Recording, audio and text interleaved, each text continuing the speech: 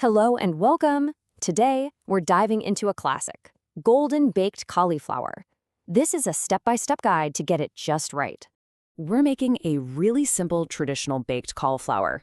It's one of those comfort food dishes where getting the texture perfect is, well, it's everything. And what we're aiming for is a super soft, tender inside, all covered with a beautiful, lightly golden, cheesy top. So what do you need? It's a pretty short list. You'll grab 1 medium cauliflower, some cream and milk for that rich, creamy base, about a cup of your favorite grated cheese, and then just some salt and pepper to season. That's it. And for your tools, we're keeping it simple too. You just need a baking dish, a saucepan for a quick job on the stove, and a decent knife.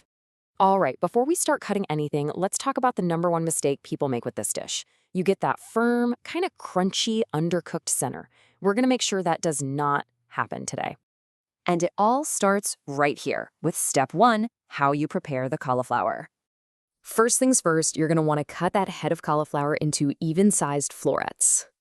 So why does the size matter so much? Well, if they're all about the same size, they're all going to cook at the same rate.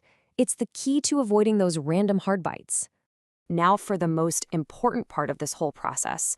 You're gonna place those florets in a saucepan, cover them completely with water, and then bring that to a boil for about 5 to 6 minutes. This pre-cooking step is our guarantee against a firm center. So what are you looking for?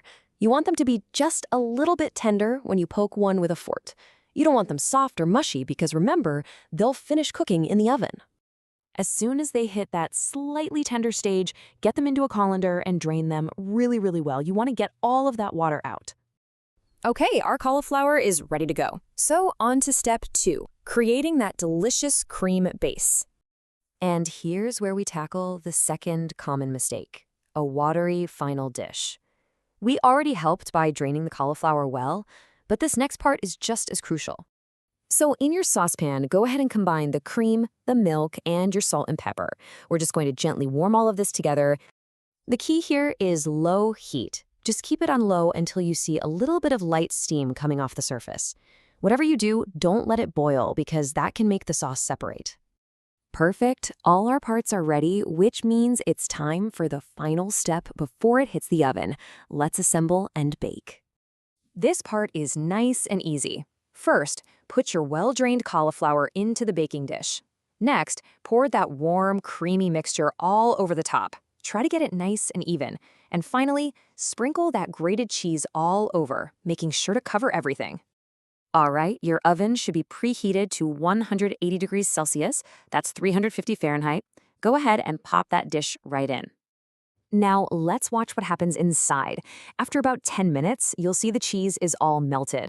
Give it another 10, and you'll notice the sauce is bubbling up around the edges. Then, right around the 30 to 35-minute mark, the top should be perfectly golden brown.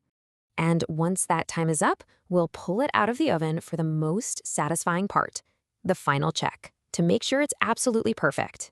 The first thing you'll see is this gorgeous golden brown top with that creamy sauce just bubbling away at the edges of the dish.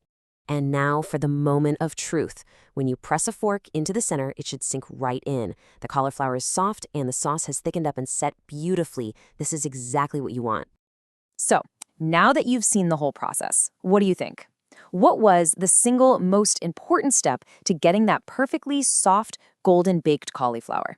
Something to think about.